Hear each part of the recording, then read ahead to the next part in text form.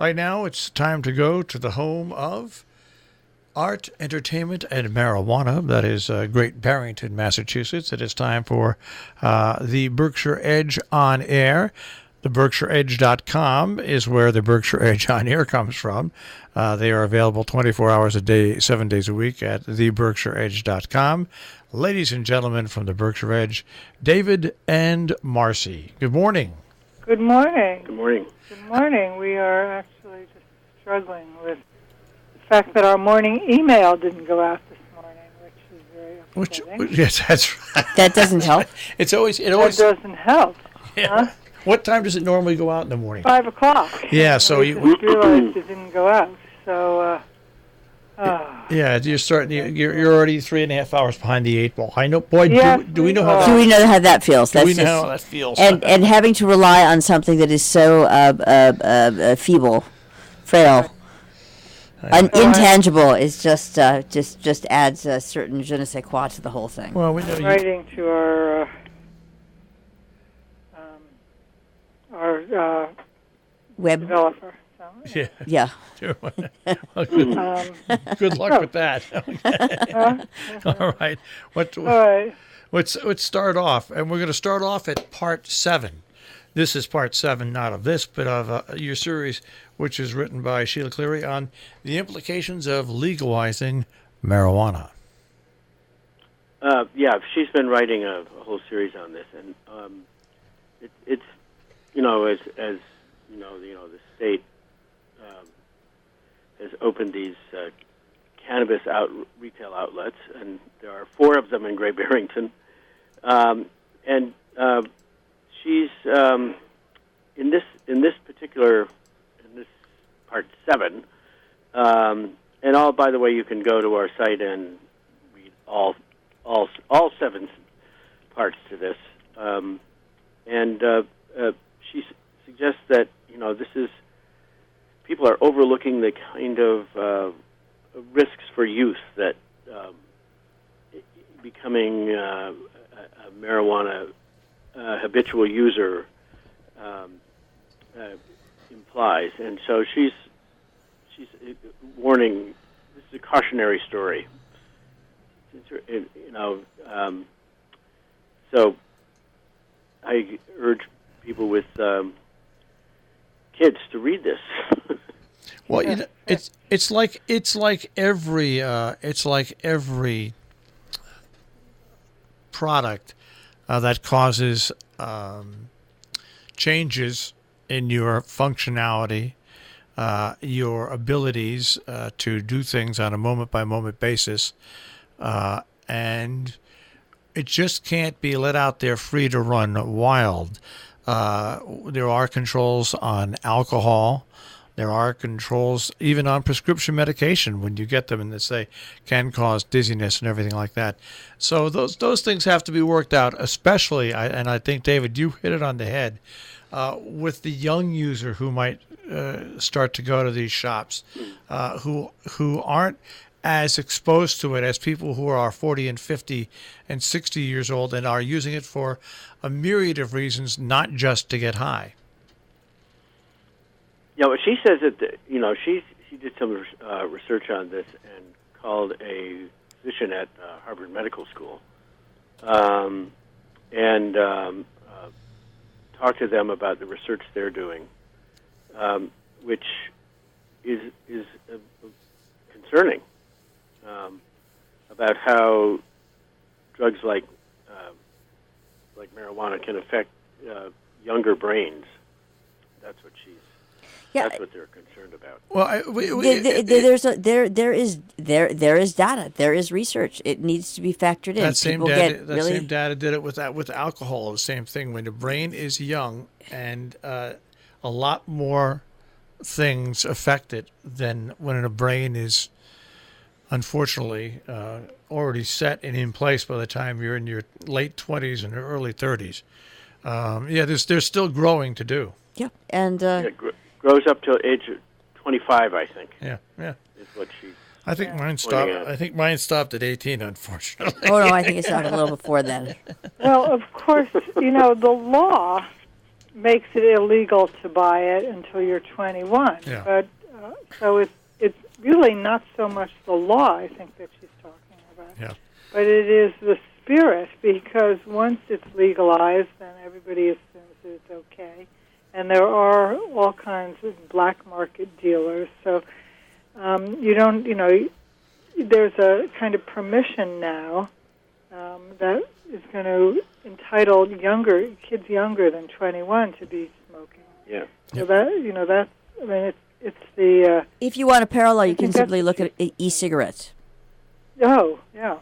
Okay. It's like also not let's flavor something and make it Yeah. just because or another way of putting it is just because you can doesn't necessarily mean that you should. Well, the problem is that young people think that they're invincible. I mean, I did. I'm sure You wouldn't be young if you didn't think that. You have to think That's that right. when you're young. You have to. I mean, that's why war is waged by young men, because they don't realize that they could die or be maimed. On the other side of this, you have a columnist, Alan Chartock, who we're all familiar with. He's weighing in on the legalization of marijuana.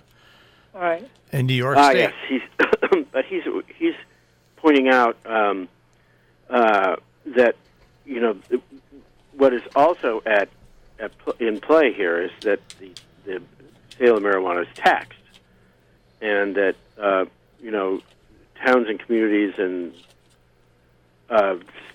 state and local governments can become addicted themselves to the income from cannabis or alcohol or anything like this. He says it's the wages of sin, and so he's just pointing that out, that New York is considering the same sort of legalization that Massachusetts has, because New Yorkers notice that New Yorkers are heading across the border into Massachusetts to get weed. Yeah, right. Well, yeah, I mean, listen, it's been true always. I mean, the French government, got all of the taxes on all those delicious-smelling cigarettes. And they were, cigarettes in France were sold by the government and heavily taxed. And they've had to wean themselves off of that tax. It's, Great Barrington is getting, what percent of all the marijuana that's sold? They're getting a high percentage. High percentage? Yeah. I was told to get... At least 10%. I was told to get a minimum of $6 off of each order. Basically, Yeah. a minimum of $6 right off the bat goes to Great Barrington. Then there's the state tax. Then there's a special marijuana tax on top of that goes to the state. So, but I think it's the minimum that they get. I think is something like $6 right off the bat in Great Barrington. Well, if you go down to Theory Wellness on Stockbridge Road, the lineup. Well, Marshall, I know you've been in the line there. I was once, but it was only like when I was there. There was only like 6 people there when I was waiting to get to go in and get interviewed. It's amazing how the lineup in front of that building, in front of that place, every day. Wait till the warmer weather comes back. Oh yeah. That's just going to be staggering. Happy to stand up. And wait till Tanglewood opens up. The people going to Tanglewood. Maybe they should just have a shuttle bus from Connecticut to Theory Wellness. That's right. I'm sure somebody will think of that. All right. Well, you've thought of it. Somebody will do it.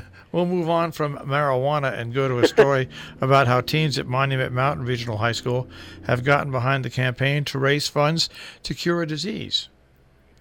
Oh yes, this is a kind of sad story in a way. There's a student at Monument. Actually, I've known this kid since he was in elementary school, Charlie Seckler, and his parents are physician, doctor. His dad is a doctor, and he suffers from this what's called Duchenne muscular dystrophy, and his parents. It's incurable, and his parents decided that they would start a fund, Charlie's Fund, to raise money for medical research to find a cure for this. And now his fellow students at classmates at Monument Mountain Regional High School have gotten behind this, and they've really started a big fundraising campaign of all kinds of car washing and everything else that they can think of to raise money for Charlie's Fund. And it's quite, it's heartwarming to hear the devotion they have to Charlie. He's a great kid. And to him and to this cause. So it's here's a good story.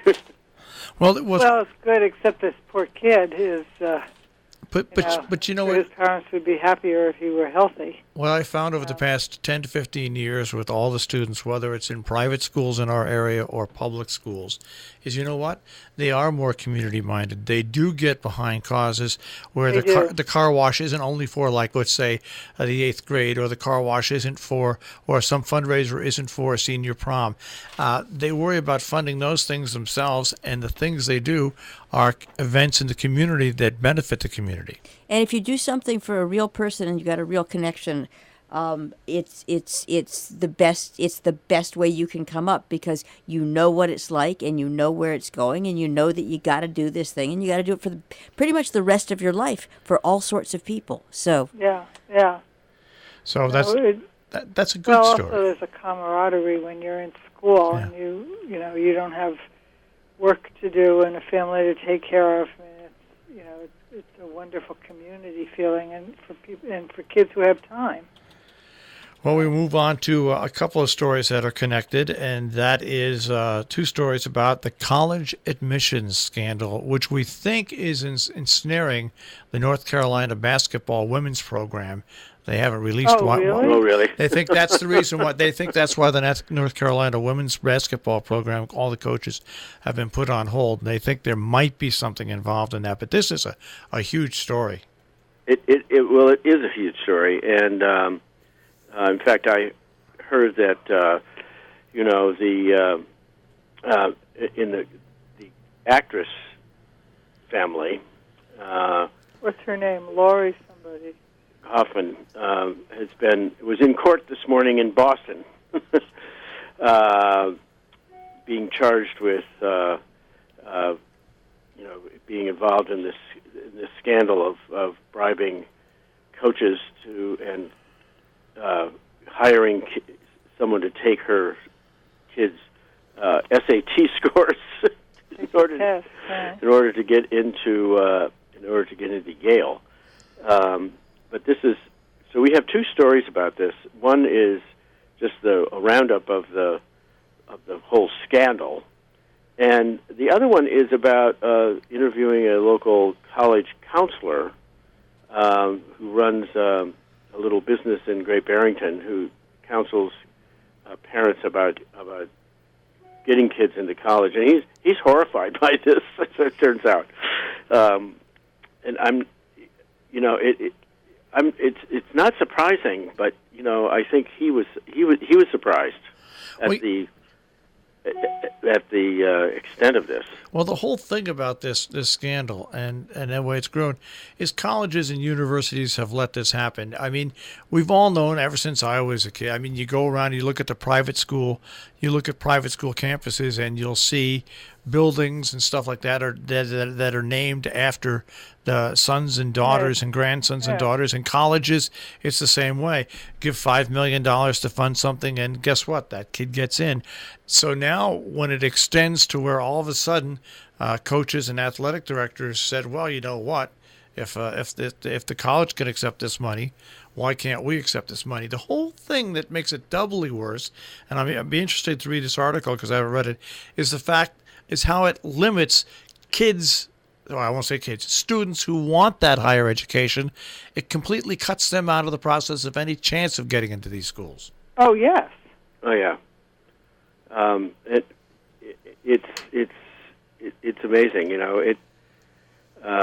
Well, it's funny. I when I lived in New York, I was active in an organization called the New York City Outward Bound Center, or New York City Outward Bound Schools, which runs a bunch of public schools according to expeditionary learning teaching. But it's working with kids all over the city who are, who are smart but certainly don't have the community or parental backing. And one of the kids wrote a letter. I sent it to the New York Times. I don't know if it was published, but pointing out all the legal ways in which parents of means can get their kids into school already.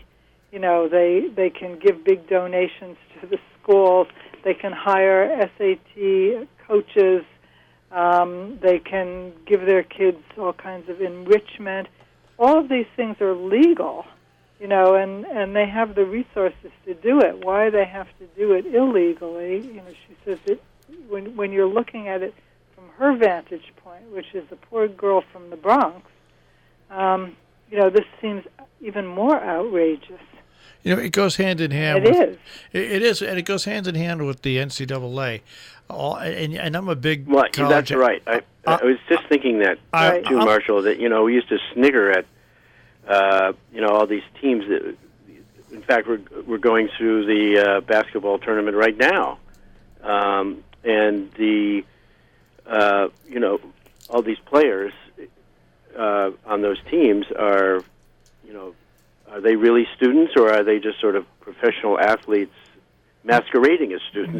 Making money for the NCAA and their colleges. And here's what I've always thought, that if you're an athlete and you're a great athlete and you've come up through the, you know, the high school ranks and everything, and you want to go on to college, and colleges want you for just your athletics, well, hire these kids as semi-pros. Open up all those scholastic monies that go to these football and basketball and baseball players. Open it up for other kids. Have these, you pay these kids, because you know what? If you're a successful program, you make tens of $20 of $30 million a year on your athletic programs. So you know what? Invest money and pay the kids, have them do it that way, and then let other kids who want to get an education get an education. Yeah, well, that's the, you know, we've all known about that for many years. So you know, you look at what the NCAA does and what the college presidents do in getting money and stuff, and you know, are we all surprised and shocked? But should we be? Really? Should we be? Not really, yeah. No. Yeah. That could actually be the theme of this entire episode. Should we be? We've turned our eyes away from this for far too long. Yeah. Right. Yeah. No, it's true. And it's, again, if you are going to focus on making things work, then you need to actually look at the bits that are totally ingrained and cemented, baked in, as they say, that absolutely guarantee that they won't. Yes.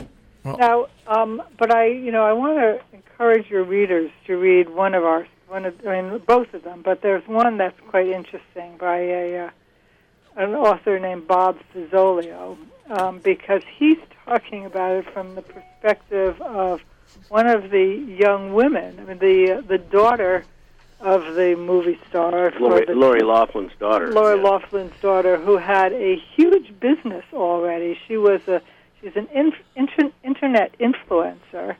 She's got a line of makeup and maybe a line of clothing, and she was working with a number of stores. Sephora makeup stores had a line that had her name on it, and now, as a result of the scandal, her entire business has been ruined. Sephora has dropped her. All the other stores that were working with her have dropped her. And so she apparently is furious. Furious at her parents. At her parents for having done this, that she didn't care whether she went to college. I mean, they did all this stuff to get her into USC, and she didn't want to go, and she apparently, she says she didn't know that they were doing it. But it's ruined her business.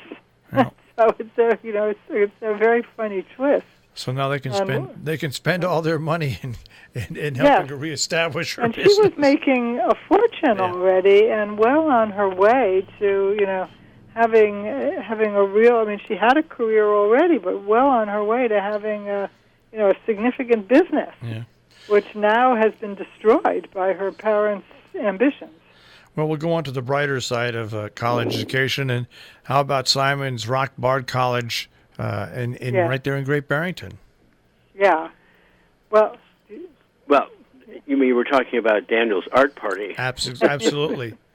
It's a wild thing that they do there with the Daniel's Arts Party. It is. I mean, they did it for the first time last year, and we went to some of the events, and they are wild. They're very edgy. They're very out there, and they're fun. And we have Ken Rote, who is teaches at theater and he himself is a filmmaker from L.A. Who's on the faculty here, is just having a ball with this series, which he calls the Daniel Art Party, and they're quite inventive events that meld together, various kinds of performing arts, film and theater and dance, and so it's quite an experience, and I think it's quite original, actually. So he's writing a series about what the various events that they're having there, and it's good.